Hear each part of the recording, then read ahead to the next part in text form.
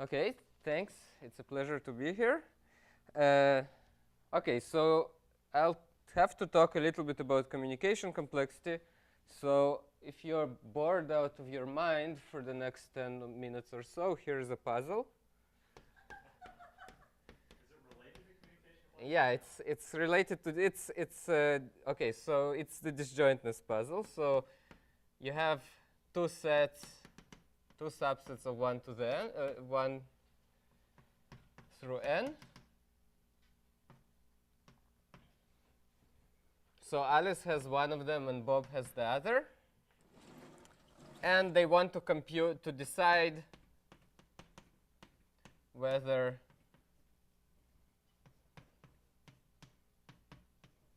x intersects y or not. So this is the disjointness problem. It's very easy. It's not very, but it's easy to see that if you want to be completely sure about the answer, you have no choice.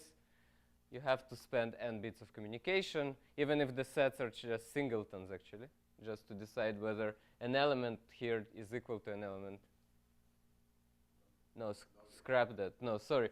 No, but you need n communication. So, okay, so here is a puzzle. Do it. So suppose I allow you some small error epsilon. Can you do it in 0.99 and communication?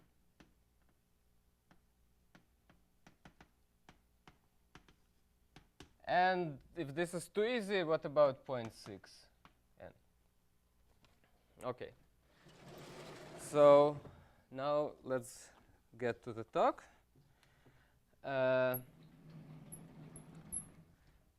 So the outline is as follows. I'll talk about communication complexity.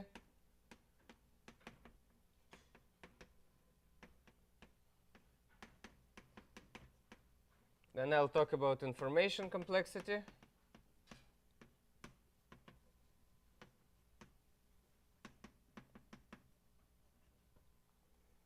Then I'll talk about the end function.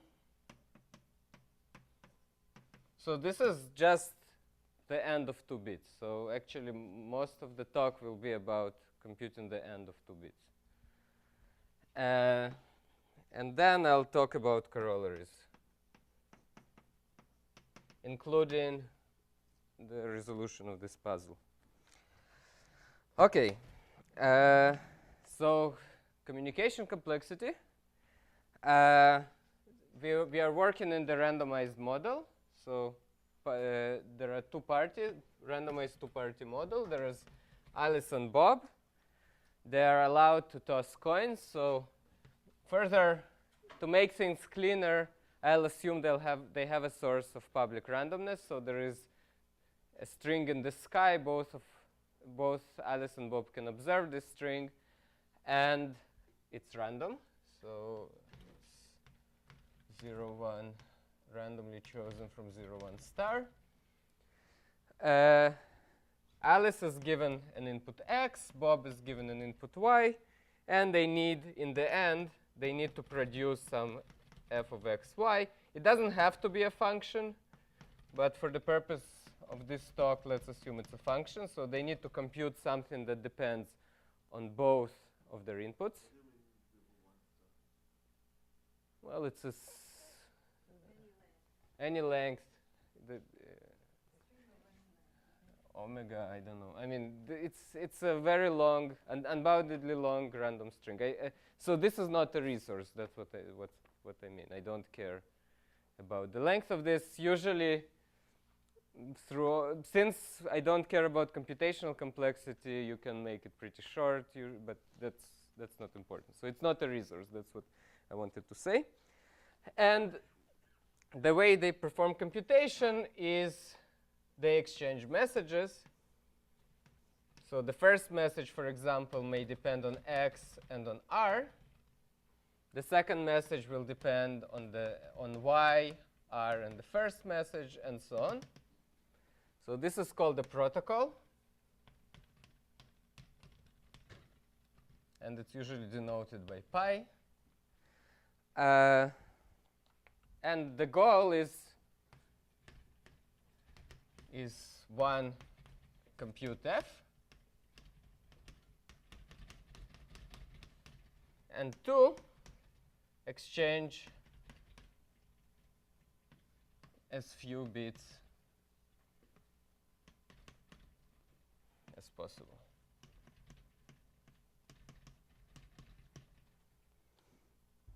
Okay, and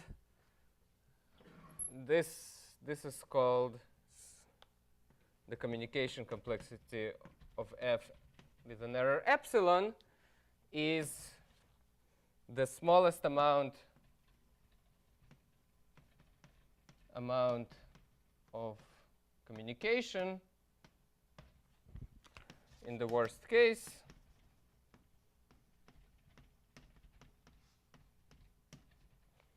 that A and B needs to exchange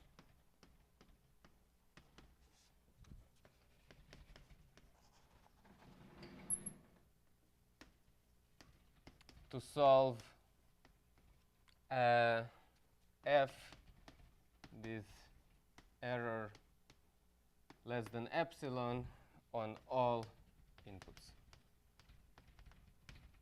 So this is the definition of randomized communication complexity. We count the bits in the worst case, and on all inputs, they're allowed to make a mistake with probability at most epsilon.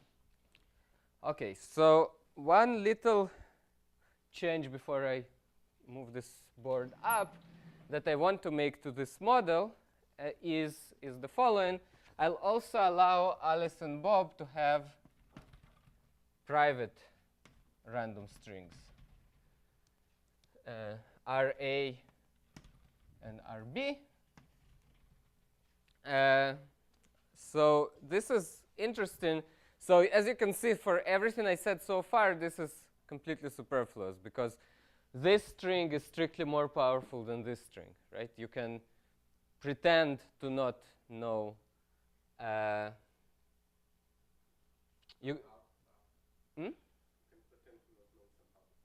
Yeah, you can pretend not you. So only Alice will look at some part of R, and this will be called RA. But for the purposes of information, it will actually turn out to be completely crucial to have private randomness. So, and it's a very, if you ever want to look into information complexity, it's something that's important to remember because everyone makes this mistake at least once. Okay. So let's continue with communication complexity. There is a weaker question? So why is that? Why? Okay, so we'll get back to it. I haven't defined. It's really weird, right? It is. You can pretend not to know. Well, but you can. But you do know. No, but you can't. But you can't unknow something, right? Measure how much information people have, and then The problem is you can't. Bob knows it and it counts. Yeah, so you can't unknow something. So Okay. If you know, then we count it as. yeah. Basically, you use private randomness to mask your input, to hide it. Okay, so let's continue. So if mu is a distribution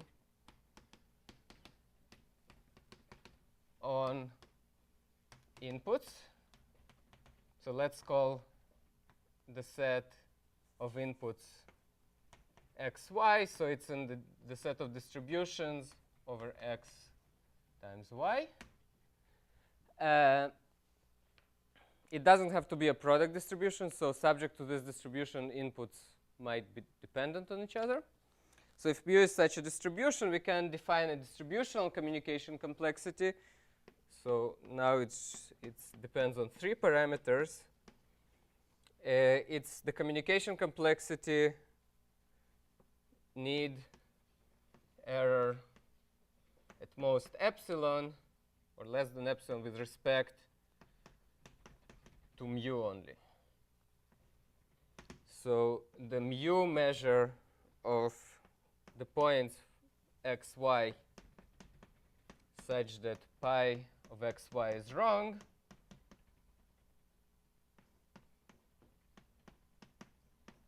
is less than epsilon.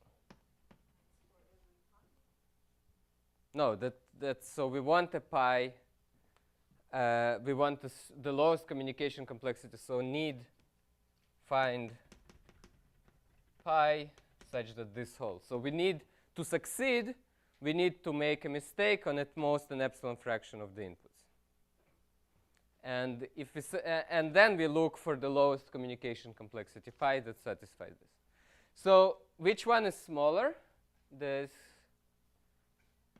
Well, clearly this is less than CCF epsilon, because essentially that already satisfies this condition. And if you're worried, if you want to make it a deterministic protocol, you can, by average, and you can fix the randomness to make it satisfy.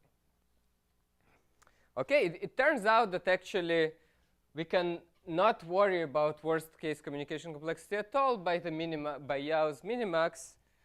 So theorem,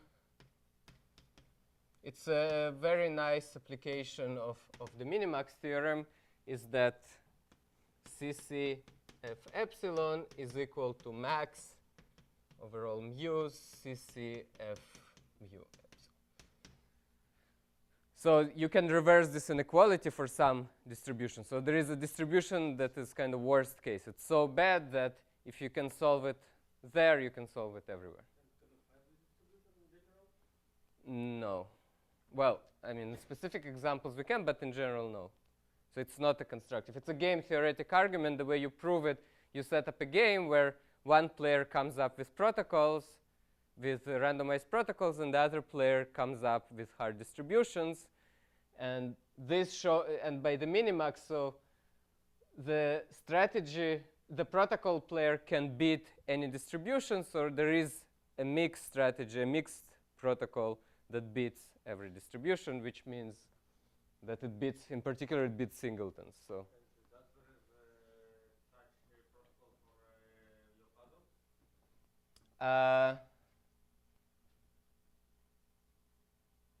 Yeah, but I'll get to it.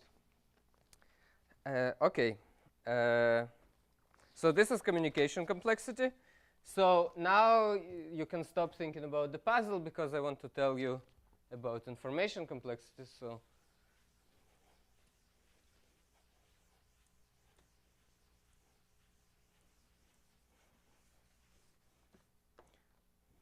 okay, so information complexity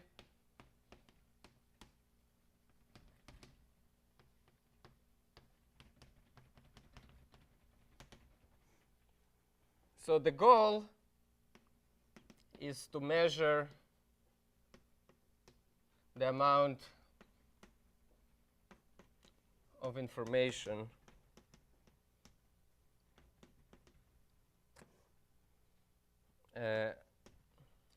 Alice and Bob teach each other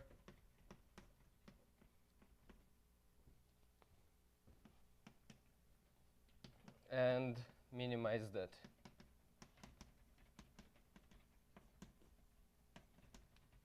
So instead of counting bits, we'll be measuring information. So, and the goal is for them to transmit to each other as little information as possible about what the other party doesn't already know. Okay, so let's discuss how do you measure information. So let's see. So this is Alice. This is Bob. Alice transmits some message that might depends on X and possibly on the randomness RA. So M is a random variable. Okay, so what does Bob learn?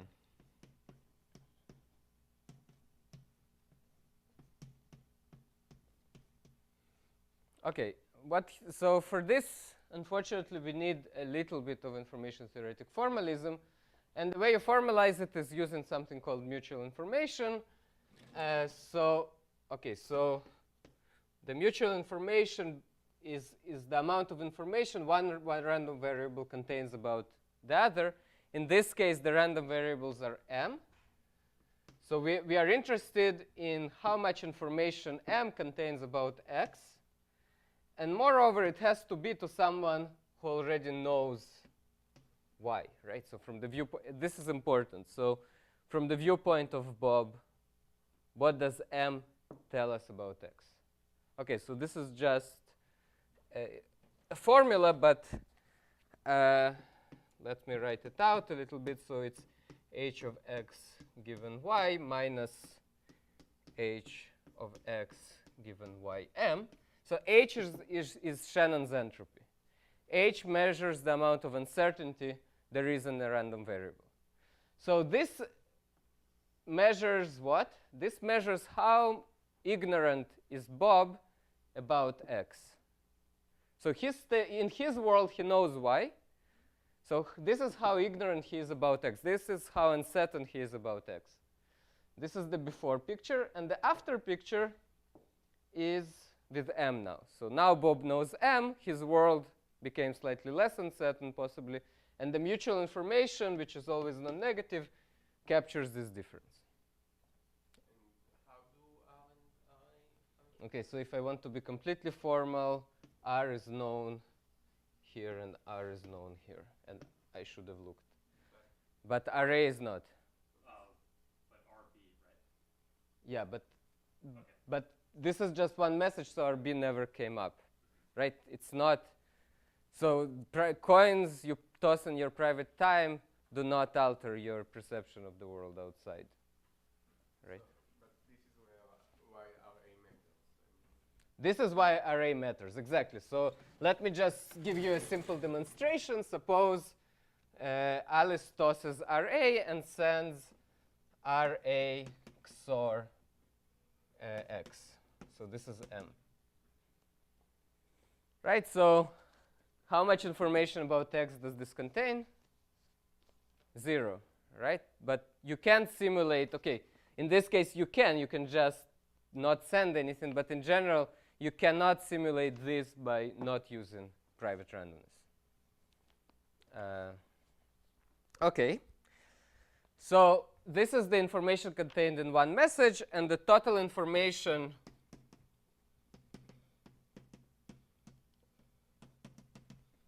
in a protocol and is, okay, so it's the mutual information between x and pi given y plus the mutual information of y and pi given x. I discarded R because since we are not paying for communication anymore, I just make R to be the first message of the protocol. Say Alice starts by tossing all the coins they'll ever need and sends them to Bob. It costs them absolutely nothing because it conveys no information. Okay, so let's translate this into words. What's this quantity in words? Okay.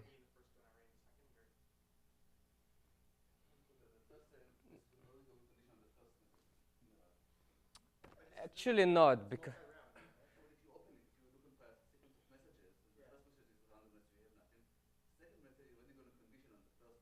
yeah. You don't, so your messages don't tell, so say we are talking, okay, so it's not immediate, so technically you're right, but if we are talking, the only way my private randomness matters is that it affects what I tell you, but it doesn't affect what I learn from you, because what I learn from you only depends on what you tell me. It doesn't depend on my, so once I said something, my private bits become irrelevant. So I don't need them to interpret your answer. It requires a proof, but it's just the same. I could add. Hmm? Yeah, it is.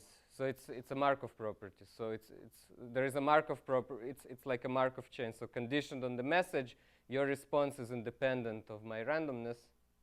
So I don't need my randomness to interpret your response. Conditioned if I already know what I said. But this is a very good point. Okay. So in words, okay, so if it makes you feel better, we can add it here. In words, what is this quantity? This is what Bob learns. And this is what Alice learns.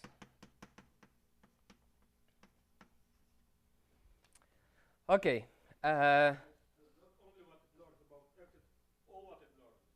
It's exactly what she learns about text. Well, there is nothing else. You could also learn about RB for, okay, not here, but this is we don't care about. We only. But you can learn something about, say, for example, protocol where Alice tells us some points and sends them to Bob. So Bob learns a lot of information. But not about. So all I care about is information about X. But what means pi here? Pi is the transcript, is the text of the protocol. So it's how much information, so this is important, how much information does pi contain about X.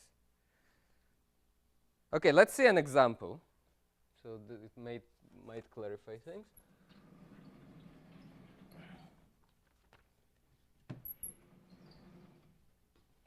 So here is an example. So the other favorite communication complexity function is equality.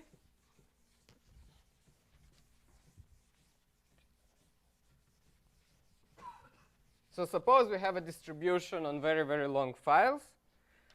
So the distribution mu is as following.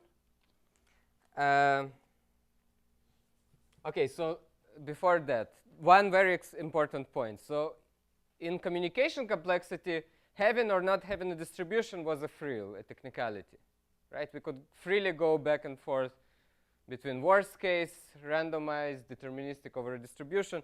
Here, information only makes sense with some priors, right? So it's meaningless.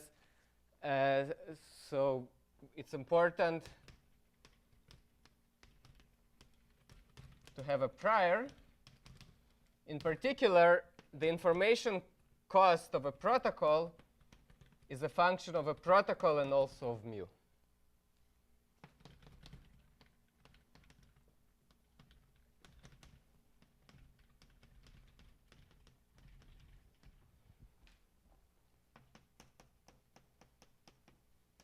Which is this, right? So for example, imagine if my mu is a singleton, then what's the information cost of any protocol?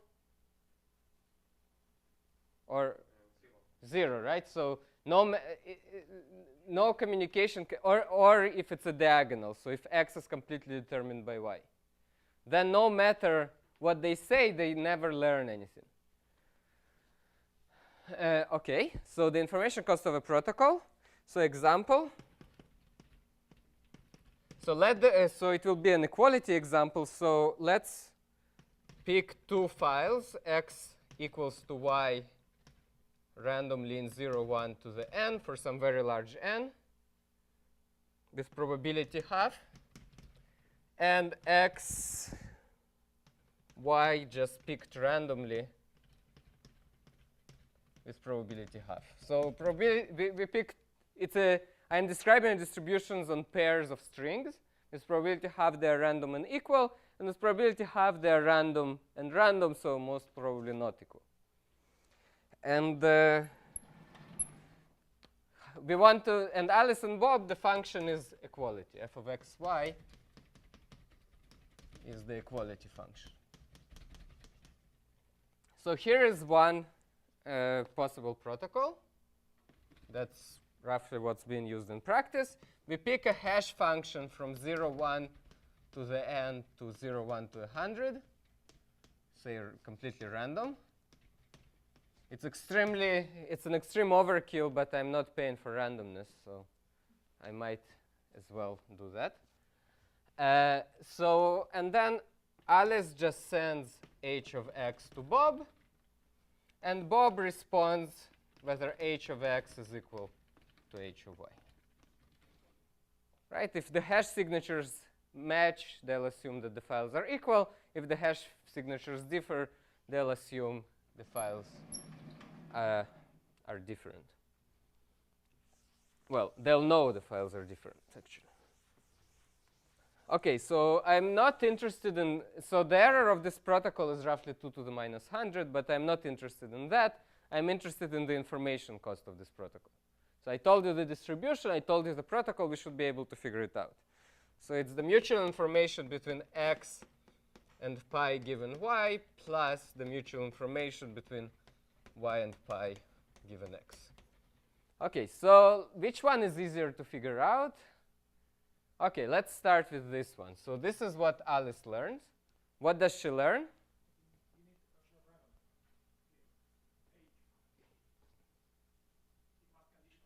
Well, yeah, but it counts as, okay. It counts as part of pi for me, but yeah, I don't care. I mean, so, but, so what is this? This is what Alice learned, So what does she learn? More or less, okay, I don't want to kind of worry about 2 to the minus 100 terms, but more or less she learns the answer to the question. Right? She learns whether x is equal to y. How much is this knowledge worth? Okay, let's see. So before, she thought that they could be equal or not equal with probability half each. So the entropy was 1. Right? After, it's 0. So she got 1 bit worth of information. So actually, it's very efficient. So Bob sent her 1 bit, and she actually learned 1 bit. Okay, now let's look at what Bob learns from Alice. Okay, so it's a number between 0 and 100, right? Because it's Bob sends 100 bits, so it has to be a number between 0 and 100, the amount of what Alice actually learns. So what do you think the answer there is? 100. Okay, so 100 is one possible answer. 50? 50 is closer. Okay, so why is it 50? Well, the intuition is that with probability half, they're not equal, and then actually it's 100 bits worth of information that Alice learns. With probability half, they are equal. So with probability half, it's 100.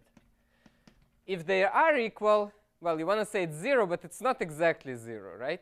It's more like 1, because Bob learns the fact that they're equal, so it's worth 1 bit of knowledge.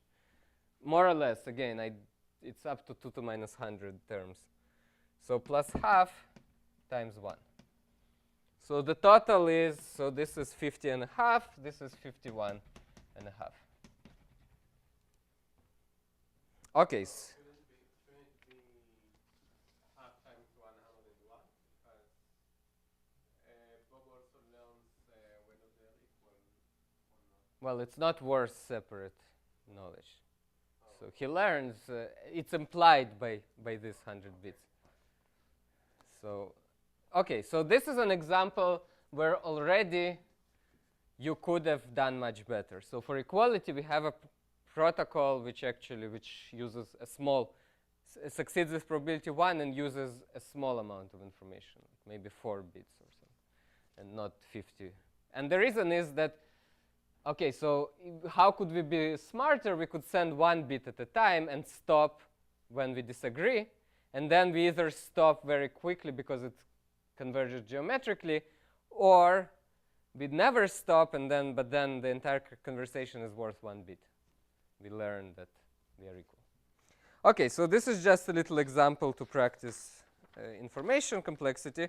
Now we can define the information complexity of a problem. It's just a syntactic exercise.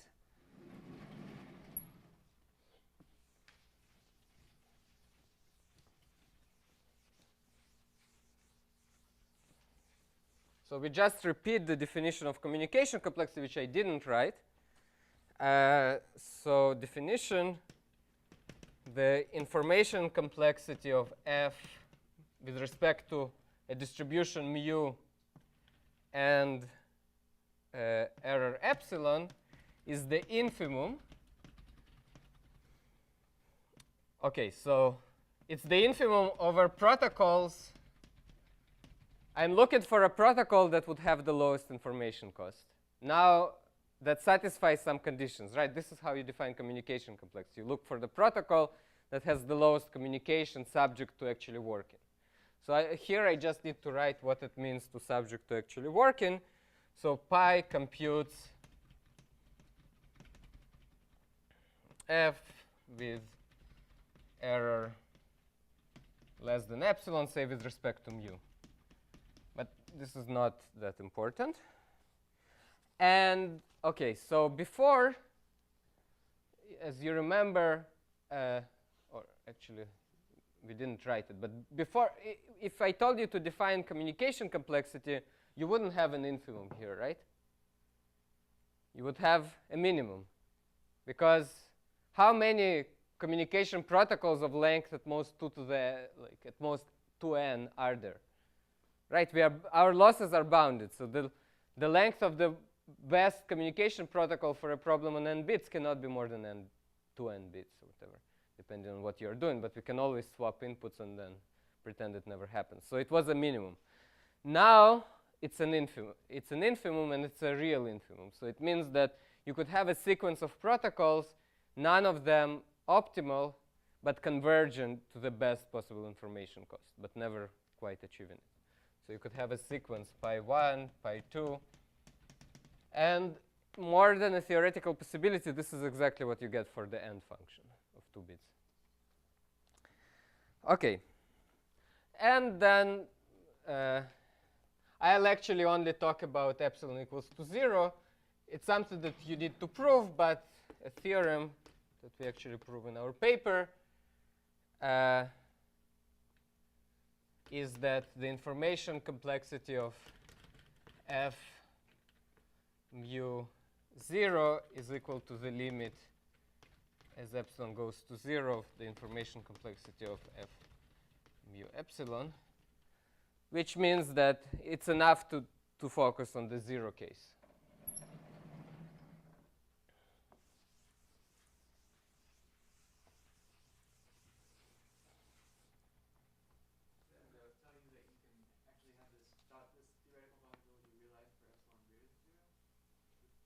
It's probably not true. So for greater epsilon greater than 0, things become much messier, but I don't think I think it's you still need an infimum there.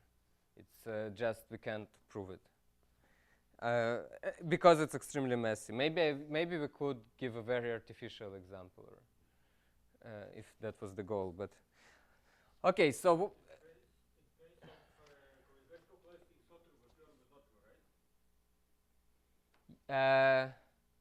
It depends how you set it up, but in general, it's either trivial or false. So some things are trivially true, and others. So for example, for equality, you're thinking, okay, with error epsilon, I can do log 1 over epsilon. For error 0, I need n bits of communication. This is true, but if I set epsilon to be 2 to the minus n, they become equal. But then you're right that there is an intuition so that it's not true. So in one sense, it's not true. In the other sense, it's trivially true. Okay, so a connection between so the first connection between information and communication, it's from our previous paper with Anoop, is that information is equal to amortized communication.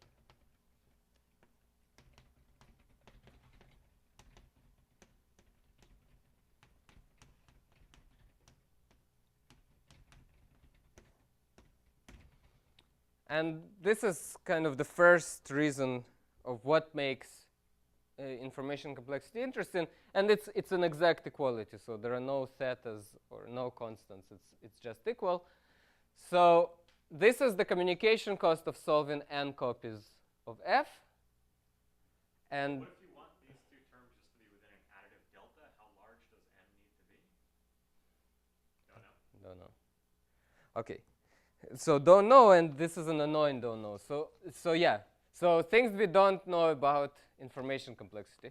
We don't know how to compute it. So if I give you a truth table of f, we don't have an algorithm for computing the information complexity. No, completely. We don't know if it's computable.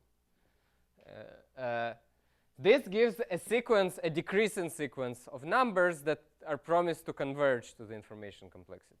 But exactly as Ankur said, I mean, we don't know the rate of convergence there.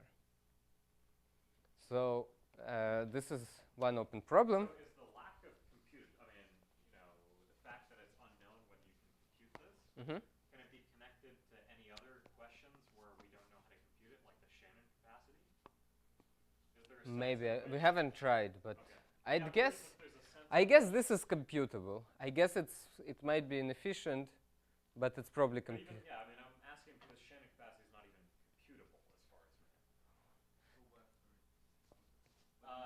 As in, so given a fixed graph, you want to compute the Shannon capacity of the graph. There's no finite bound on how far you need to, take the tensor of the graph and look for its independent set to be able to converge to it.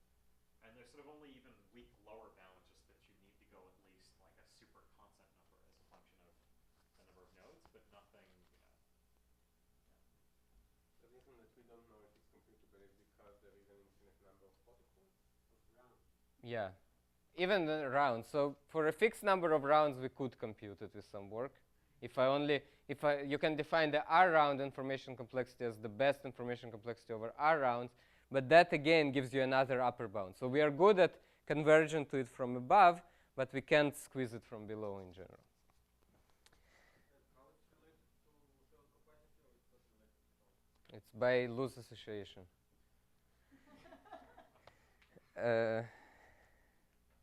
Okay, and moreover, we can, okay, so in the interest of time, since it's not the most interesting part, you can get a similar statement for if instead of computing, so this is actually computing n copies, but say I only wanted to compute the OR of f of xi, yi over independent copies. So it connects to another information complexity quantity, also in an exact way. So it's in the paper. Yes, so that's and this is interesting because let's go back to the puzzle now. So this is the disjointness problem. We can write it as not or I goes from 1 to n, xi and yi. Right? So this is the disjointness function from before. So two sets are disjoint if there isn't a coordinate in which both xi and yi hold. So we need to compute an OR of ends. So this means that answering that question is like understanding the end function really well. Any questions so far? Okay, so let's talk. So I hope I told you something about information complexity. Let's talk about the end function and about, in general, what we do know about computing information complexity, because for the end function we actually have figured it out.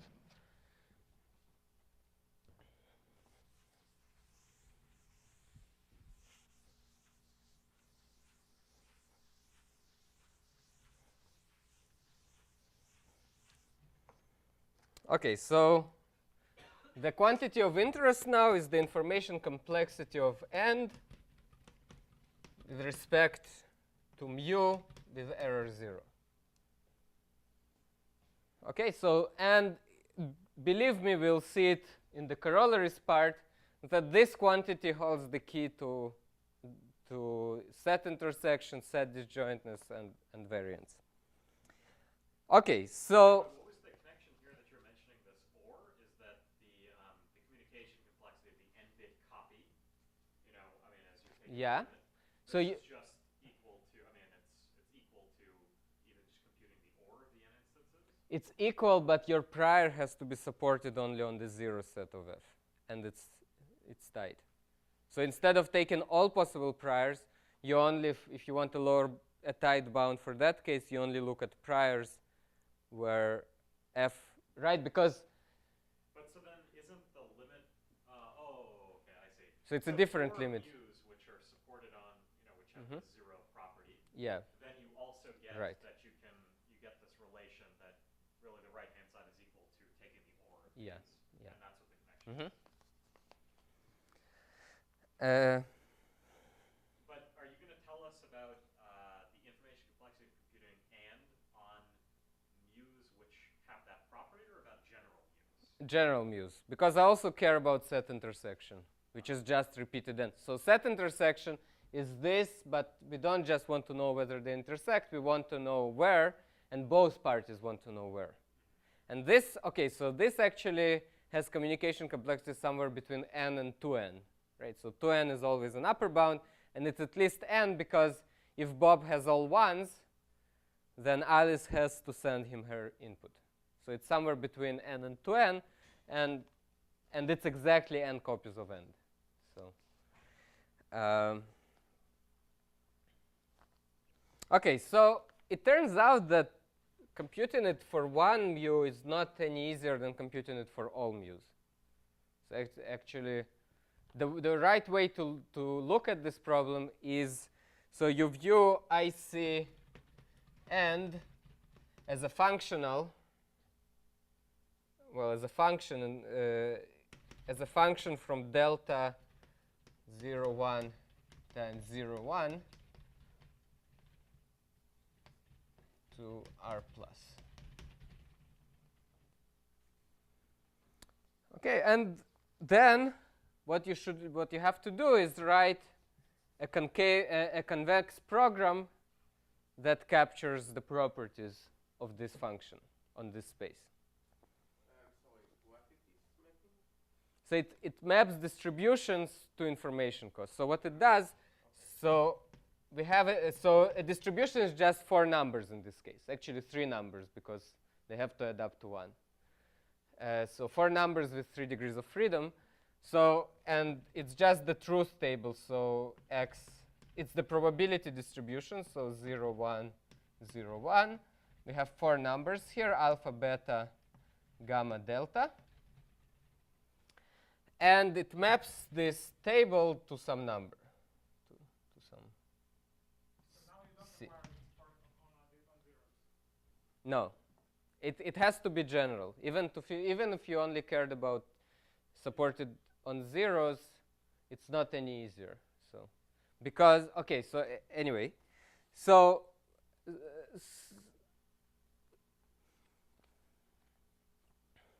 so we prove the following. So suppose the functional satisfies. So what are the constraints? So suppose let's denote it by C. So suppose I want C to just be a lower bound. I don't want it to actually be the information cost, but complexity of n. I just want it to be a lower bound. What conditions does it have to satisfy? Well, it has to satisfy that C of alpha, beta, 0, 0 is what? So what are these distributions? These are distributions in which we know that Alice has a 0. We are sure about it. So this is 0. And C similarly of alpha, gamma, 0, 0 is 0. And C of 0, 0, 0, 1 is 0. Well, it's delta, but delta is 1. Okay, moreover, so suppose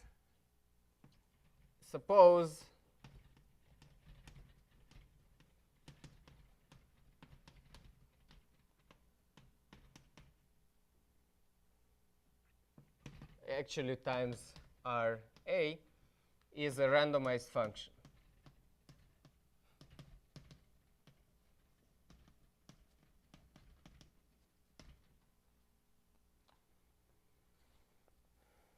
Of a message, Alice's message. How do you define C? Why is it 0 in the first case? Isn't it what Bob learns about? No, because here, if I tell you, okay, so if your prior is this, then we stop. One of the players. Well, if they No, this is the prior. This is what everybody knows. they know it. It's on the board. So there is a prior that is shared. Yeah, it's not private. So privately, it's true that you could have a situation where One of them learns a bit of that. Yeah, but this is a public knowledge. So, yeah. Okay, so Alice sends a message, and I want to kind of put it under the microscope. So what happens when Alice sends a message with some so this is their prior before Alice spoke, and this is their prior after Alice spoke. Right? So if Alice says 0, then it will be some new state mu0. If Alice says 1, it will be another state mu1. And what is the condition that is satisfied by C?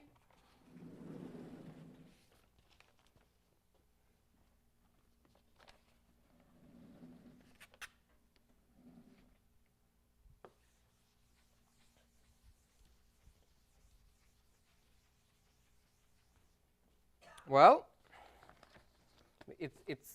so IC satisfies that IC of mu is less than, okay, so because this is one solution, it's like the iterative definition of shortest distance or any of these quantities, right? So IC of mu is less than, with probability P, it's IC of mu 1, plus with probability 1 minus P, it's IC of mu 0, plus the information cost of the message, plus this. The last term is what Bob learned from this transaction. So it's what you pay plus what you have to do afterwards. So if I give you a function that satisfies these three constraints, it's a lower bound on the information cost. So if we could guess, so we can't compute this. So unfortunately, it's an infinite number of constraints. I guess in 2 by 2, technically, it's not. But in general, the problem is that there are a lot of messages you can send, right? In general, it's an infinite dimensional family. So it's an infinite dimensional family of concave constraints over which we need to optimize. So we can't do it in general. But if someone actually gave you IC, say of n of mu, you could verify.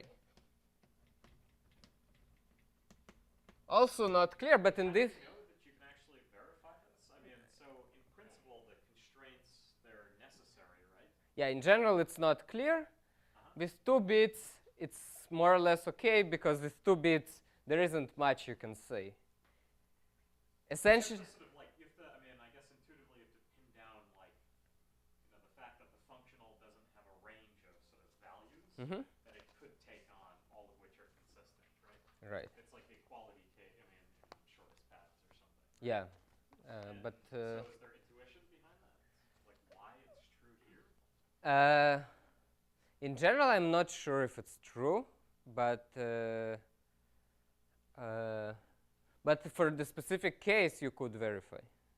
So the point is that to prove that optimality, all we have to do is verify these constraints, and then we are done. Because a priori, it's not even clear what you need to do to prove optimality. But at least we have a sufficient condition that is manageable.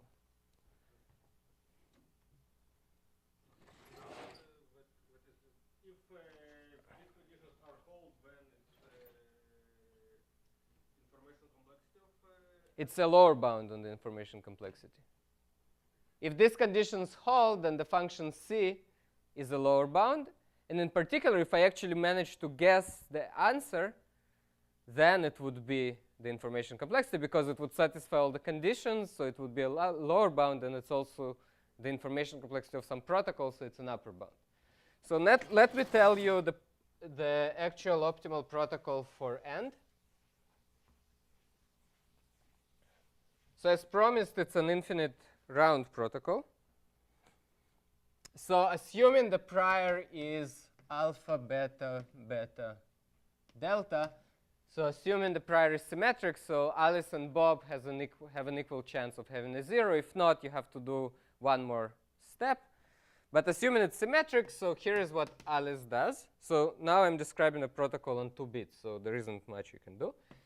If x is equal to 0, she uses private randomness to produce a number uniformly at random on the 0, 1 interval, on the continuous 0, 1 interval. And Bob does the same. If y is equal to 0, he produces b, which is a random number between 0 and 1. And else, if y is 1, then b is 1. And if x is 1, then a is 1. Okay? So far they haven't spoken at all. Now, there is a clock that goes from 0 to 1. Each of them finds themselves on this clock. So suppose Bob had a 1, so he's here, and Alice had a 0, so she's at 0.6.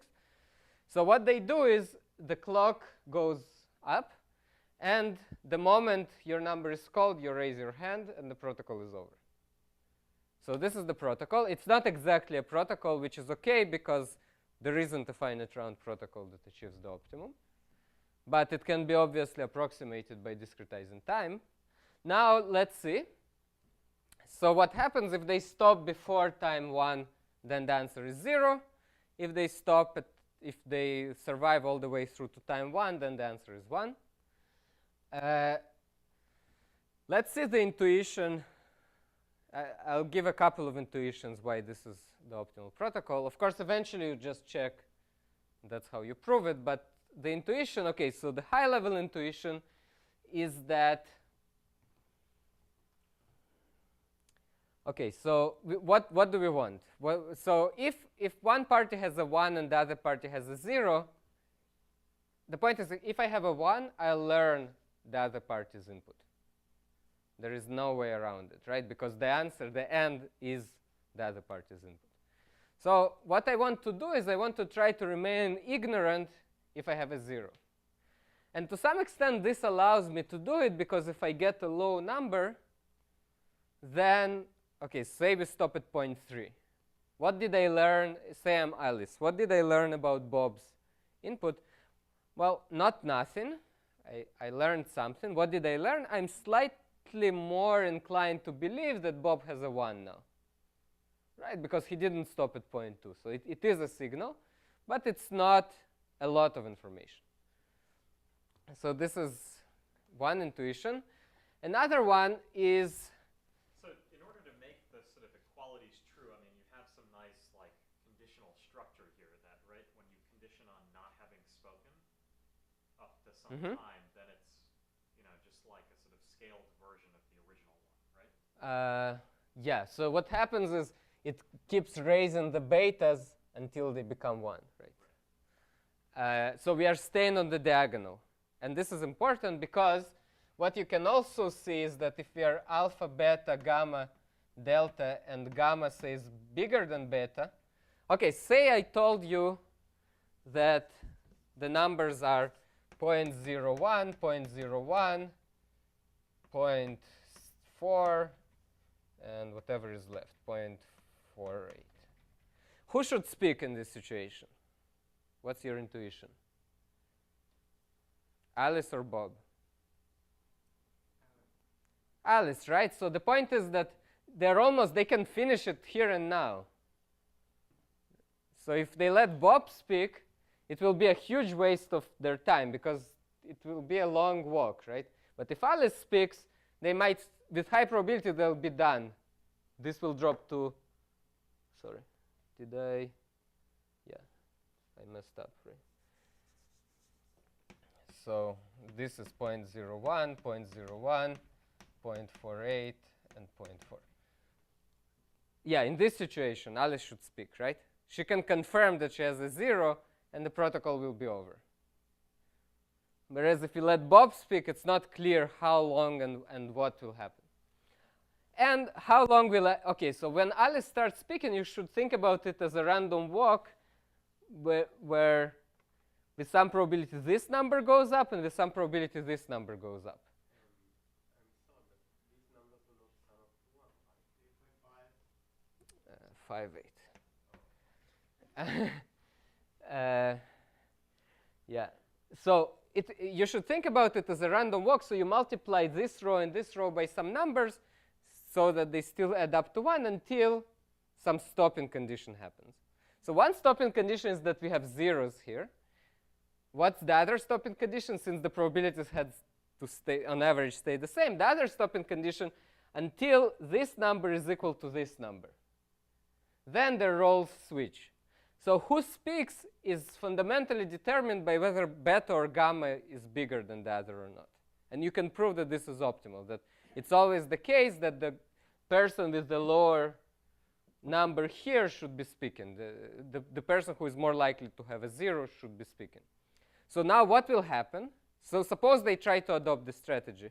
So let's say that when beta, this is the diagonal region. So there is no specific preference, so they have to break a tie arbitrarily. So say Alice speaks. So in one case, she now is more sure that she has a 0, so she'll keep speaking until what happens? Until either she confirms that there is a 0, which is equivalent to raising her hand, which happens with an infinitesimally small probability, or they're back to the diagonal, slightly more sure that she has a 1, and now Bob should speak. So this is the intuition why these infinitesimal steps work. And moreover, it also allows you to actually compute the loss if you fix the number of rounds to be r. So if you have r rounds, you incur an extra cost of theta 1 over r squared. And this is both upper and lower bound. So wait a second. With this program, now you're only talking about optimality in terms of information cost. Yeah. You're not trying to achieve like matching or whatever. So far, no, because communication. So communication comes next. Since I have about 2.5 minutes, I'll just list the. So the point is that you build this machine, you pay for it by proving that it's optimal, but now you just. Okay, it's not just. It's about 30 pages because of various kind of annoying details, but you just plug in numbers and get theorems out. Okay, so say I want. So the first thing that this proves, you just maximize over all possible mu's, and you get that the information cost of n, if there are 0, is 1.4922 bits, roughly. And you obtain this by just maximizing. Unfortunately, we couldn't maximize it analytically. I don't think there is a closed form maximum, but you get a nice like polylog with polynomials and logarithmic function that's concave, and it has a unique maximum, and that's the information cost of complexity of n, and it's roughly this. So this is how many bits you need to exchange to compute the end of 2. And this actually immediately translates to the communication complexity of set intersection with error epsilon going to 0, which is, so it's this 1.4922 n plus minus little o of n. So the first one is with respect to the worst distribution. Yeah, and this is also with respect to the worst distribution. With respect to a specific distribution, we can compute it. We have, this is a closed form expression. It's not too bad. Okay, now I see end of mu 0, where mu is such that it's alpha, beta, beta 0. So these are the ones that are supported on the 0. They should correspond to the disjointness case. And this, so the maximum of this over mu is 0.4827 bits. So it's another calculation. Again, don't have a closed form, but it's a unique maximum of a concave function. And this corresponds to the communication complexity of disjointness with vanishing error being 0.4827 and plus minus little o of n. Interestingly, we don't have, and it's doubtful that you would. So basically, the solution to the puzzle is take this and compress. Take this, run many copies, discretize the time a little bit, and compress. So this is the answer. I mean, it's interesting whether you can put it at a more friendly, for the upper bound. For the lower bound, you don't need to do anything. It's a lower bound. So. The point 99 for first problem, Mm-hmm. can't you solve it just by hashing the row? Yeah. No, there you just you reason about how the input looks, and you're fine. Yeah. So you said earlier, like in general, you don't have any convergence guarantees. Mm-hmm. But like for this specific. For this problem, we know that it's, and moreover, we know that if you want to solve it in R rounds, you'll pay omega 1 over R squared. N. So you need, so if you want to be optimal with the constant, you need omega 1 rounds, even to solve disjointness. Otherwise, you have to lose. Say it again. So if you want to solve disjointness optimally with the optimal constant, you have to have omega 1 rounds. Because if you use R rounds, you lose this much communication. Oh, you mean little omega? Yeah, little omega. Yeah. So you have the n, and I guess you also have the XOR. The XOR, it's 2. Yeah. So. What does this tell you about now the general function set? Can you say something about the ICO? So we don't know that it's computable, for example, which is unfortunate. So that's what I mentioned earlier. So there are characterizations like this, but we can't make them effective in the CS sense of things. We discovered the gap between what EE people think of as characterization and what actually can be computed. So in EE, it might be enough, actually, to say that it's characterized. But we can't compute it. That's there isn't an algorithm that takes a truth table and spits out a number, an approximation of a real number, as far as we know. So it's a very good challenge. Okay. We haven't tried. It's not clear at all. So for some things, it's completely not clear. Another regime where people looked at is when you have a small set. So a disjointness and intersection. So there you have a subset of size k of a universe of size n, and you want to decide whether they're disjoint. So Avi and Hastad had a very nice paper where they showed that the communication complexity to be theta k. All we have to do is plug it, not exactly, but plug it into our machinery with k over n here, and 1 minus 2 over 2k over n here. And we get ln 2 over ln 2k plus little o of k for this. So, so the communication complexity of small set disjointness of size k is this, plus minus little o of k.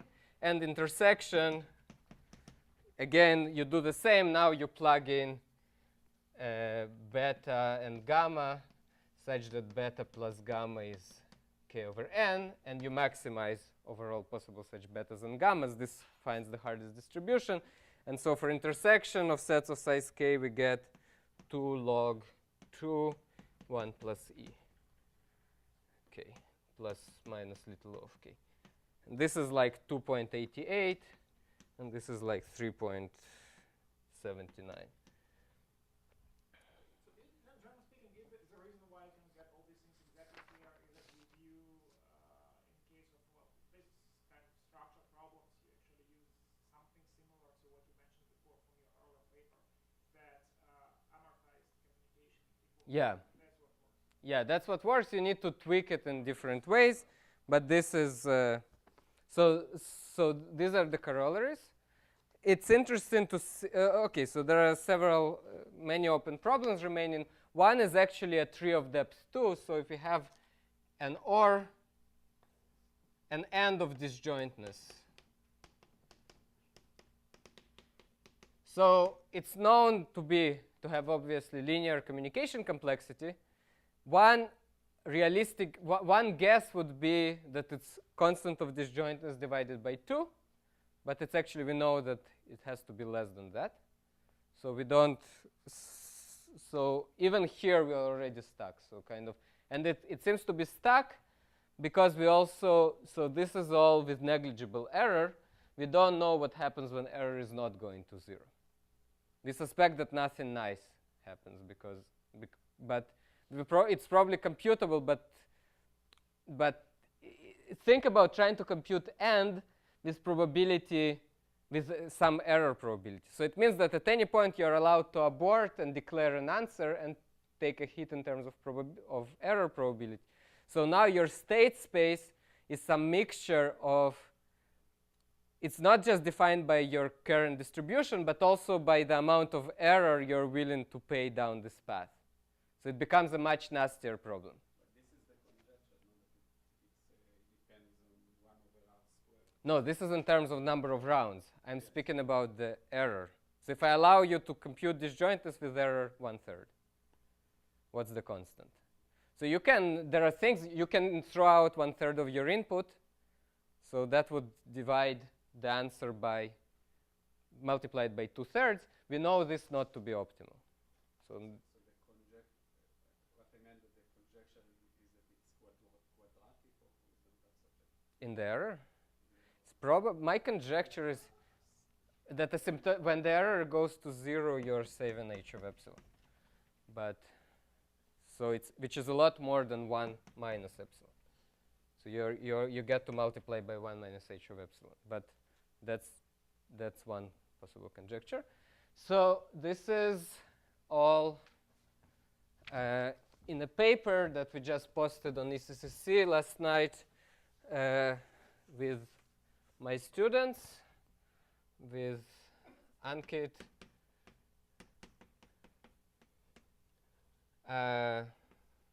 Denis Pankratov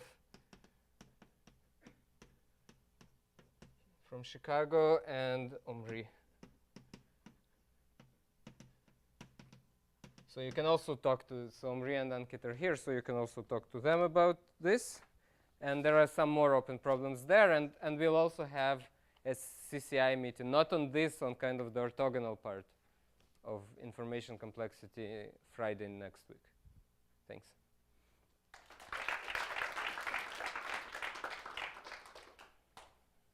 So why 30 pages of plugging the number? Because someone, first of all, because someone in the past defined communication complexity to be a worst case quantity. So that's the first annoying thing. Not average case. So with average case, a lot of the things, so you end up proving a lot of concentration results. Because it's not enough to just, because all the compression and information works on average. So to make it work in the worst case, you need extra work.